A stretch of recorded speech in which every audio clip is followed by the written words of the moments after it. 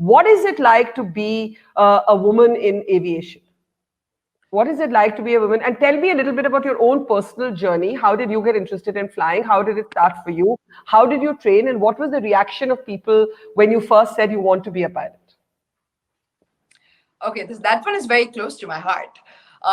So I was this little 8-year-old girl sitting on the terrace of my house, looking at those. I was always very fond of stargazing. And as you can just sense by my personality, that how I can just look at the stars and get lost in them. I used to look at the stars and think, oh, wow, look at those jumbo jets. Can I possibly fly one of them one day? And I was from a very mediocre background where my parents were very conservative. Being the only child, I'm the only child, Barkha. So I remember the first time when I broke the news to my parents, I want to become a pilot. My mom, I saw the tears in her eyes. Oh my God, Zoya, no, you're supposed to get married, have kids, and that's it. That's where it ends for you. You can't be a pilot. And my father had his own things, which he wanted me to do, which is fine. But, I subsequently, uh, God's grace, I was academically a little inclined, and my father told me, hey, listen, why don't you apply to colleges? Just see, even if you want to do something else, it's fine.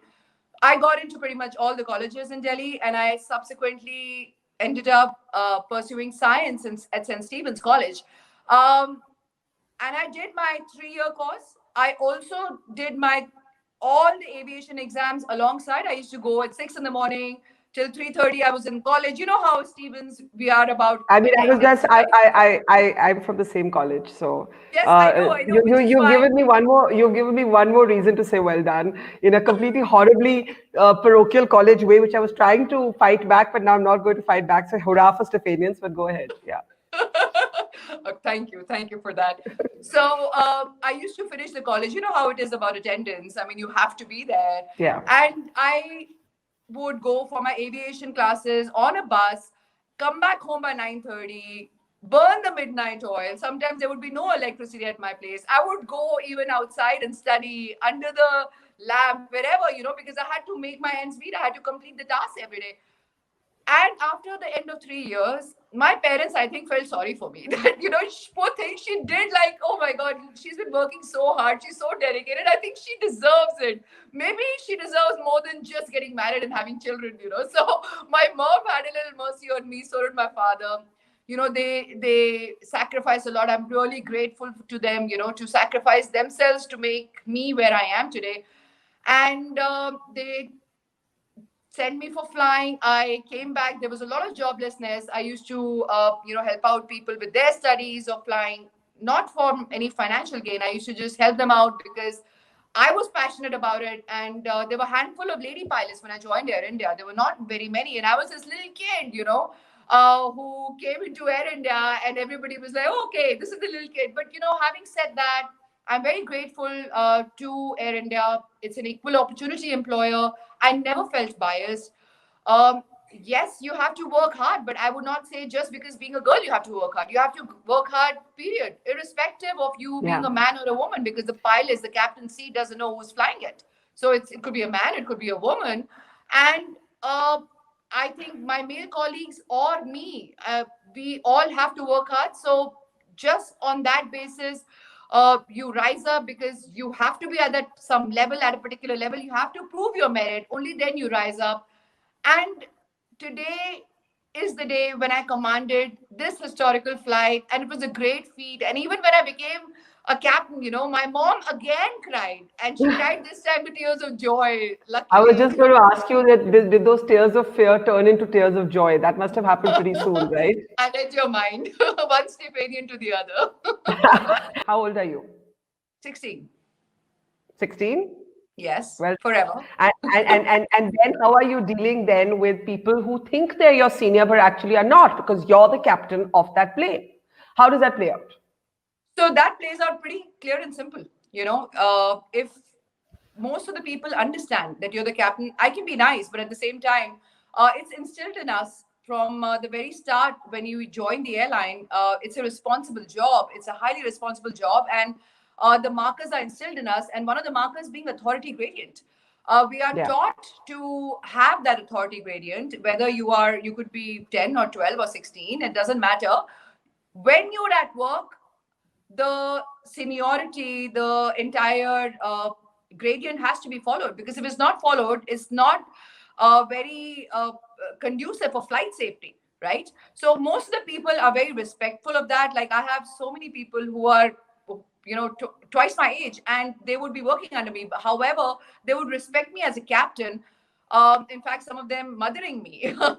So that also does happen. And I do have co-pilots, sometimes who Yeah. can tend to get a little overstepping. However, then your other side of the personality steps in and nicely. I think I don't like to prove my point in a mean manner, but I think it's how you negotiate.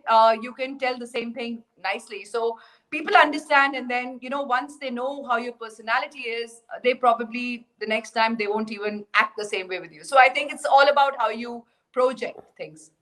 Okay, tell me what's been the toughest thing for you to get to this historic point?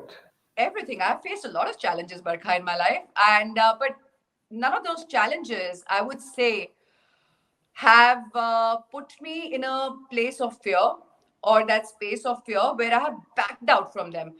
I feel life is about growth. I think life is about reading impossible and how you read it. Like, I love to inspire young girls. I go to many places, many villages, many schools where I go, and I would tell those young girls, I would motivate them, I would inspire them, because that's really, that's my long-term goal, which is very close to my heart, because I have come up in this life myself through a lot of perseverance and challenges. So I want to inspire so many young girls. When I go to their schools or their villages, especially in the English speaking places, on the piece of paper, I write down impossible. And then I ask them, I put it in front of them, I said, what do you read in this? Then a lot of them come up with is impossible, and some of them come with I am possible. So I'm very impressed with those ones, who come up with I am possible, because I see that little Zoya, that 8-year-old Zoya in them, who used to Yeah. look at the jumbo jets, doe-eyed, gazing at the stars, and the other ones who read it as impossible. So I tell them, hey, listen, every great reality begins with a great dreamer.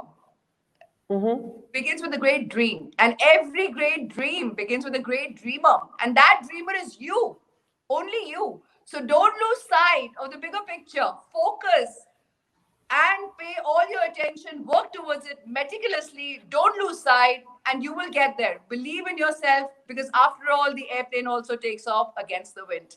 And I Well am said. possible. Well said. There were so many comments on the live stream I've been running. The last one saying an inspiration not just to women but men and everyone across the spectrum.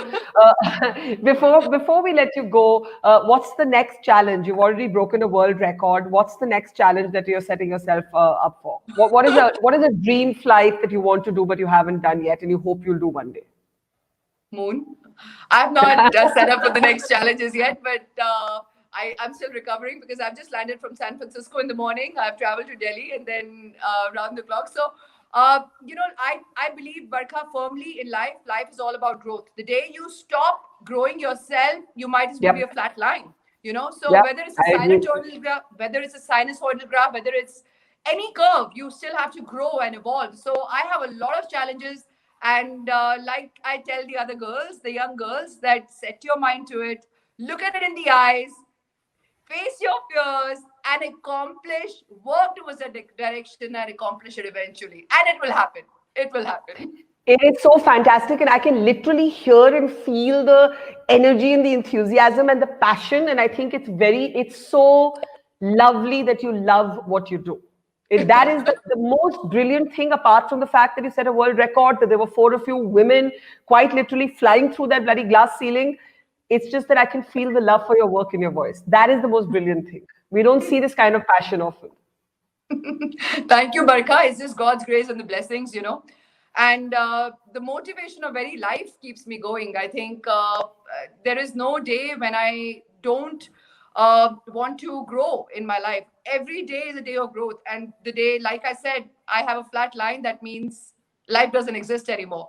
So I look forward to many, many more years of growth, many more days of growth, many more centuries and decades of growth. So moon is next.